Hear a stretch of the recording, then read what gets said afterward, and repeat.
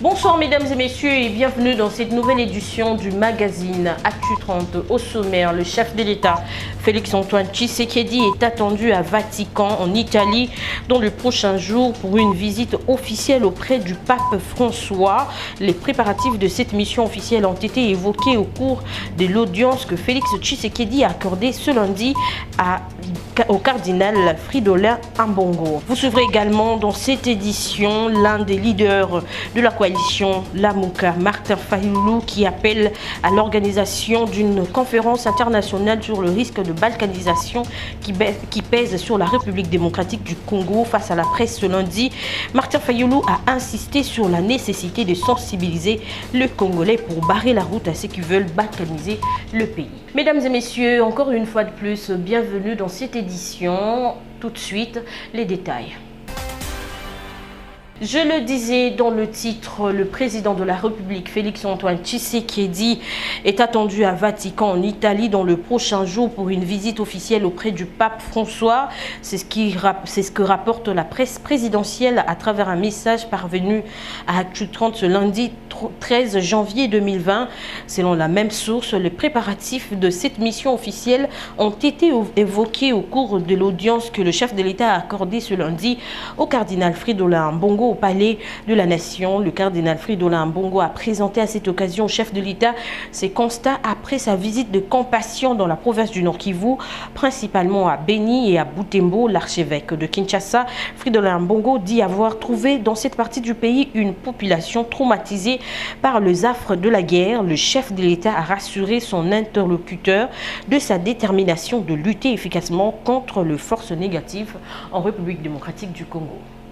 Dans un autre chapitre, le chef de l'État Félix-Antoine Tshisekedi a rendu visite le samedi 11 janvier dernier aux 28 policiers blessés lors de manifestations de protestation des étudiants de l'UNIKIN la semaine dernière contre la hausse de frais académiques. Commentaire de Gel Moulouaï.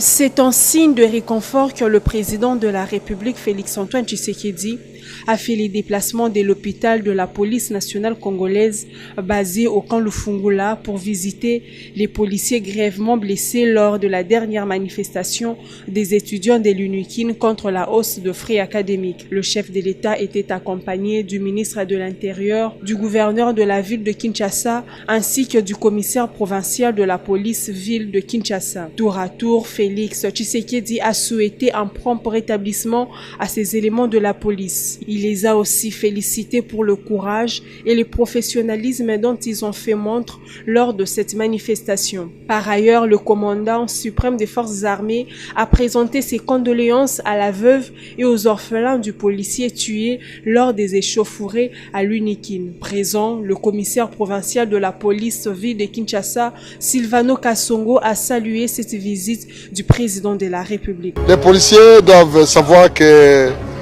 la préoccupation du commandant suprême, c'est le social des policiers, le bien-être des policiers.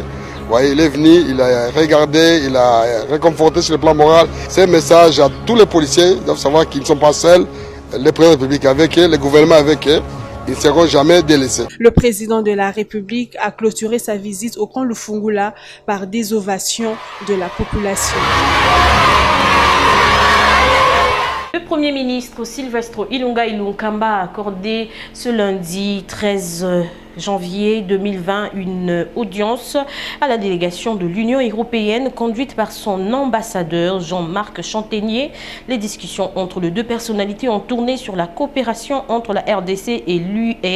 Il s'agit notamment de l'appui de l'Union européenne au programme de la justice et de la police en RDC, les balisages du fleuve Congo pour la bonne navigabilité des bateaux et autres unités pluviales afin d'approvisionner Kinshasa en produits agricoles. La prochaine réunion entre le Premier ministre avec la délégation de l'UE est fixée au mois de mars prochain. Il s'agira d'une réunion à inscrire dans le cadre d'un dialogue plus élargi pour redynamiser le partenariat entre les deux parties afin d'améliorer les conditions de vie de la population congolaise. De l'autre côté, le ministre des Actions humanitaires et Solidarité nationale, Steve Mbikai a reçu en audience ce lundi 13 janvier 2020 une délégation des étudiants de l'UNIKIN. Il était question au cours de cette rencontre de présenter au ministre Steve Mbikai les étudiants de l'UNIKIN qui sont sans abri. Suivez ce reportage. Oui, j'avais prévu de parler avec les camarades pour voir comment trouver la solution à ceux qui sont sans famille à Kinshasa et qui sont dehors. J'avais pris la position bien avant. Entre-temps, comme il a dit, ils ont été reçus par l'autorité suprême du pays, donc le chef de l'État, qui a demandé qu'il fasse le recensement, qu'il fasse ce rapport. Et maintenant, je vais attendre, quand ils vont donner ces rapports au chef de l'État, je vais attendre qu'ils puissent m'instruire pour voir ce qu'on va faire. Et je vais en tenir informer mon collègue de l'ESU pour voir ce qui va être fait en faveur de ces étudiants qui sont présentement en détresse. Donc j'attends d'être instruit par le chef de l'État et puis à travers le Premier ministre. Et vous êtes ministre des Actions humanitaires, c'est que c'est un cas d'urgence humanitaire là. Comment vont vivre ces étudiants? Oui, c'est un cas urgent. C'est pourquoi j'ai dit que leurs collègues vont sûrement faire rapidement pour que le chef de l'État soit au courant de la chose et puis qu'ils nous instruisent à travers le Premier ministre pour aller vite. Voilà. Et pensez-vous pas que ça va coûter beaucoup à la République? Donc nous allons voir les minutes qu'on pourra faire. Nous allons apprécier, tenir compte du nombre, parce que dans les cas pareils, ce n'est pas que nous prenons toute la charge aux étudiants. Ici, on va chercher à leur trouver, n'est-ce pas, un endroit pour s'abriter, comme j'étais homme, mais pour le reste. Comme annoncé dans le titre, l'un des leaders de la coalition Lamuka, Martin Fayulu, a insisté sur le fait que la République démocratique du Congo est toujours sous la menace de balkanisation. Il a pointé du doigt le pays de l'Est de la RDC, dont le Rwanda, qui, selon lui, concourt à la mise en œuvre de ce projet de balkanisation. C'était ce lundi 13 janvier 2020 au cours d'un point de presse organisé à Faden House. Reportage de Serge Mitelesi. Devant le professionnel de médias, Martin Fayulu Madidi a fait savoir que le projet de balkanisation de la République démocratique du Congo date de longtemps.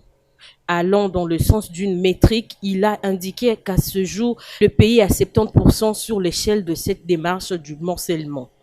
L'évolution de la balkanisation sur l'échelle de 100, il avait déjà fait 55. Félix Tshisekedi, l'année qu'il a, cette année qui vient de passer, il a fait 15. Donc nous sommes déjà à 70% sur l'échelle de 100, les balkanisations. Vous comprenez, ça vient d'où? Ça commence comment? On parle de l'Inde ou de Ema. Oui, ça existait depuis longtemps, mais c'est encore l'instrumentalisation. On veut encore instrumentaliser les gens. À midi, on vient, on tue chez les Ema. Et à 18h, on dit les autres gars vont tuer chez les Lendou, on dit que c'est la représailles. Or, non, c'est des gens qui instrumentalisent le peuple congolais. Vous regardez cette carte où nous pensons à ces projets de balkanisation.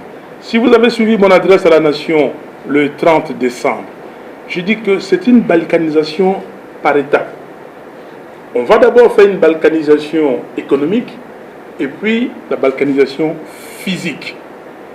Prenez la balkanisation comme vous voulez. Prenez le mot. Sur les gens qui aiment la sémantique, prenez le mot comme vous voulez. Aujourd'hui, vous avez des gens qui sont à Goma.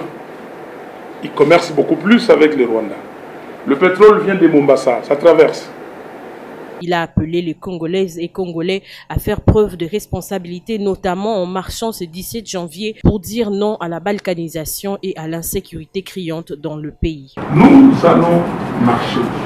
C'est un jour, comment dire, de notre martyr, de notre héros national.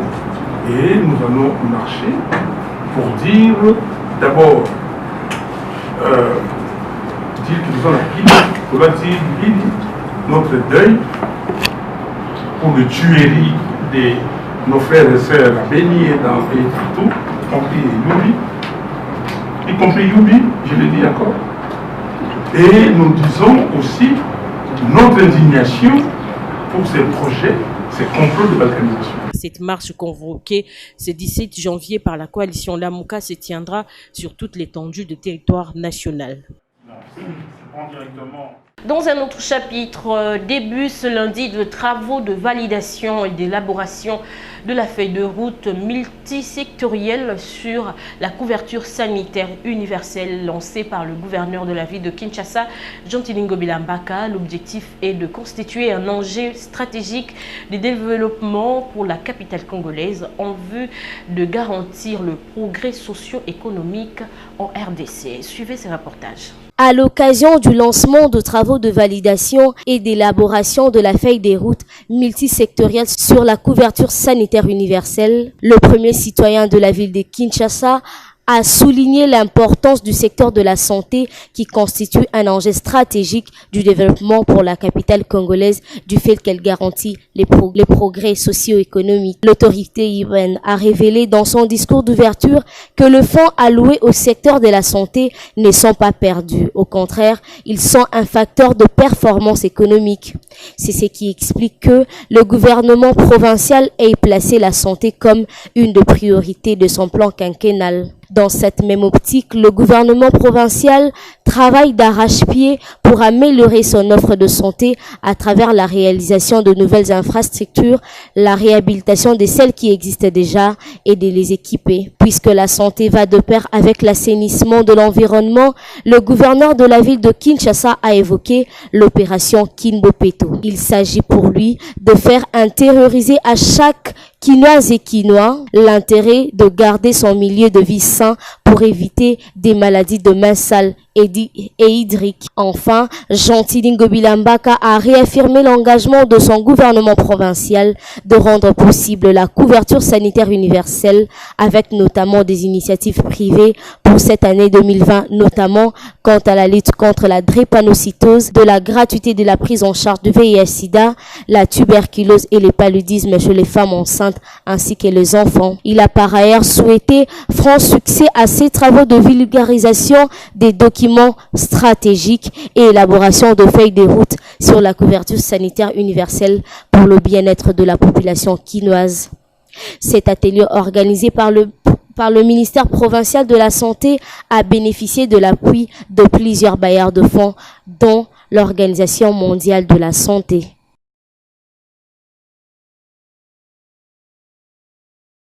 Toujours dans le même chapitre, le gouverneur de la ville de Kinshasa, Jean-Tilingo Bilambaka, s'est entretenu avec le bourgmestre, le commandant de la police au niveau des districts, le chef de quartier ainsi que la coordination de Kinshasa-Bopeto. Le but est de faire une évaluation à mi-parcours de l'opération Kinshasa-Bopeto lancée depuis le 19 octobre 2019. Suivez le commentaire avec Pénélope Kassita.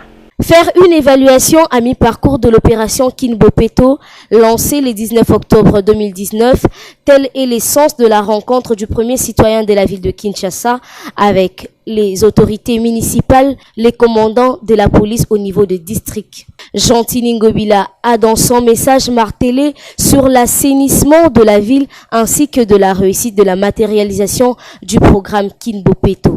Il a insisté sur le suivi des travaux d'assainissement dans les quartiers ainsi que dans les rues. Juste après la réunion d'évaluation, un délai de 72 heures a été accordé à tous les bourgmestres, notables ainsi que le service de sécurité pour appliquer la loi au regard de textes existants. Mesdames et messieurs, merci de nous avoir suivis. On se retrouve demain à la même heure et sur la même chaîne.